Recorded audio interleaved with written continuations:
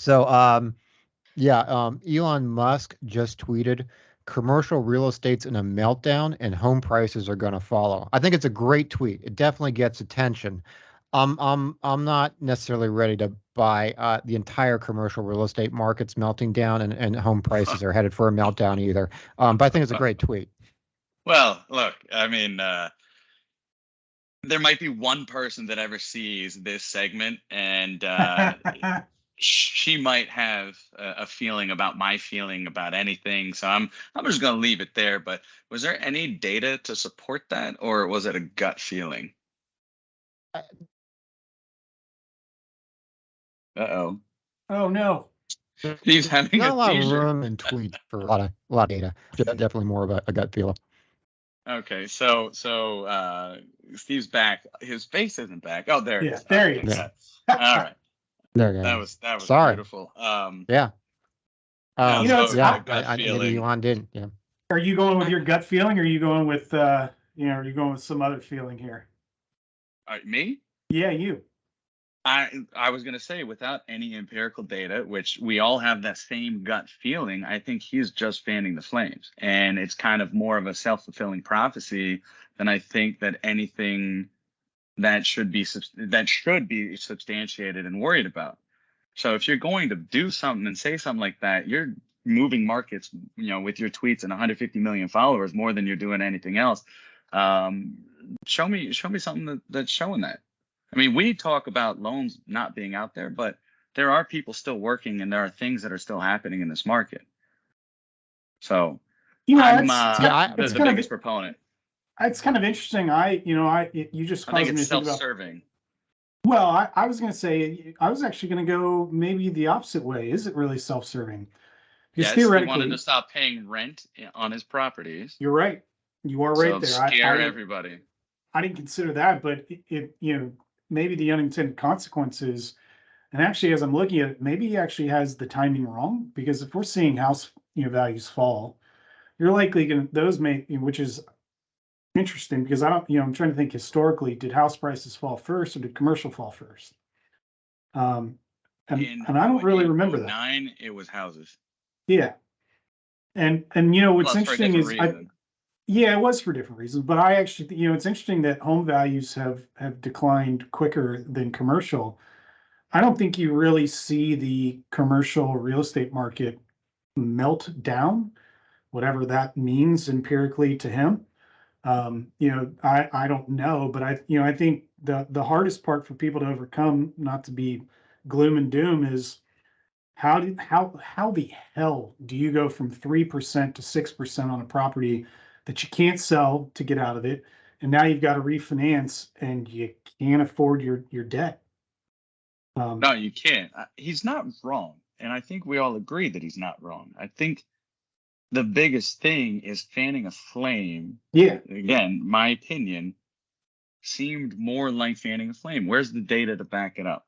You're saying this, and I've had people say 50%, 80%, whatever, and they have a reason for that. There's no reason here. It's just, I'm throwing this against the wall. I'm going to see what happens, and I know it's going to make a change somewhere because I know how influential I am. I think it's a calculated move to help him with his lawsuits for not paying rent on like 6 of his properties.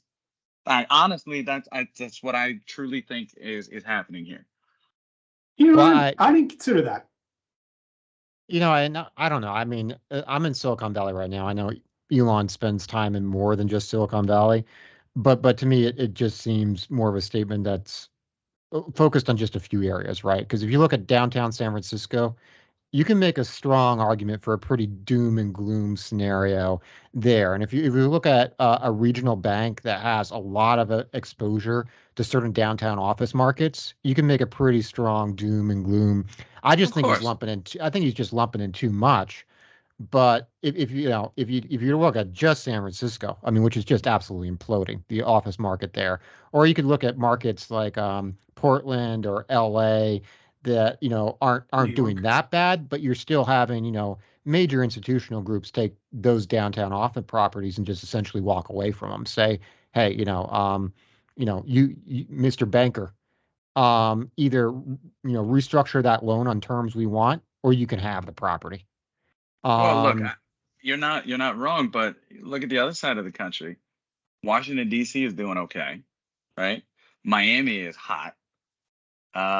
Some of the markets in Texas are also hot. And I don't know if we share a screen and kind of look up a couple things right now, it's probably not worth it. But one of the headlines that I saw recently was one of the tech companies signed like 100,000 square feet of new space on the East Coast. Just because they're not in San Francisco doesn't mean that they're not moving over and signing space. I mean, office, everyone said retail was going to die and Mr. Bezos was going to put us all out of business. And to a certain degree, that did happen. However, online sales, somewhere around 13% of all sales. Retail kind of went through a renaissance. We got rid of some of the bad ones. And now you have an experience that people want. There's more brick and mortars opening than there are closing at this point. I think you're in the same place with office. I think the tweet is kind of misplaced and it just, there's not enough to back it up. Me, yeah, that's kind of my exact point, is that there are definitely some pockets that have real problems. They're going to create some real problems for some entities, but the broad market's not in a meltdown. The broad market's not anything close to a meltdown, and some sectors and some metros are doing pretty well. And I guess that's where also I'd go back to, this is a completely different animal than what you had back in like '08. I mean, what you had back then was really this, not just US, but it was Spain, it was other countries, just this mania that went into a lot of bad debt, a lot of bad properties, a lot of bad speculation.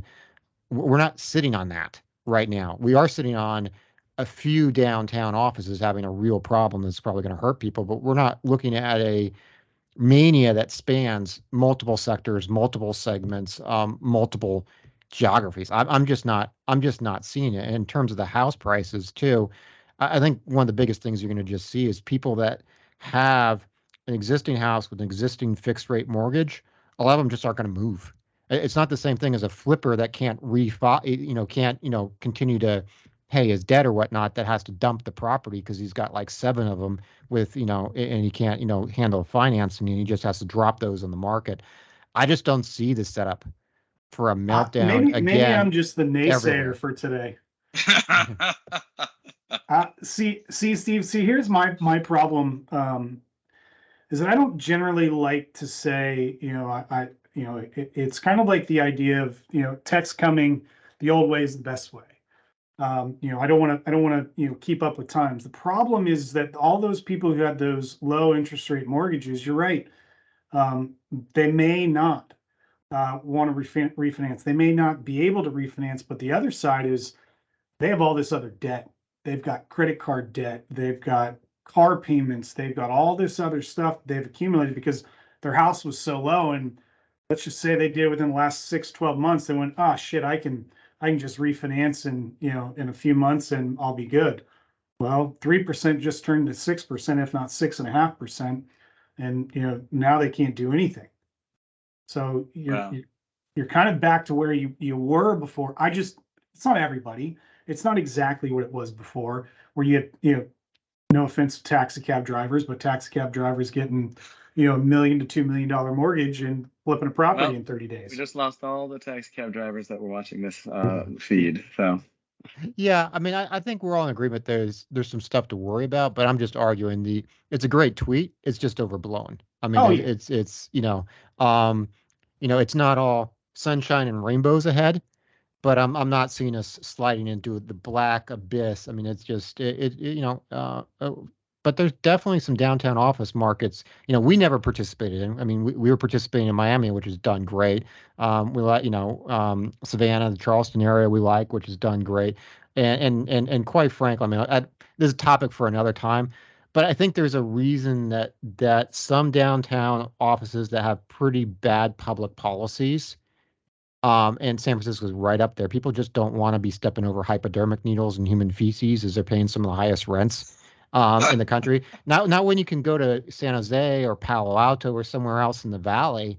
So, I don't think it's a coincidence. Like some of the markets. Where are you sitting right now, Steve? I'm not in SF. I'm outside of San Jose. No hypodermic needles or. So when you step it's out easy of your for office, you to sit up on your feces. It's easy for you to sit up on your pedestal and look down on all those people in the city, isn't it? That's everybody's moved to the pedestal. That's the problem for San Francisco, and it's some of the most beautiful real estate in the world. I mean, if they could just clean the place up.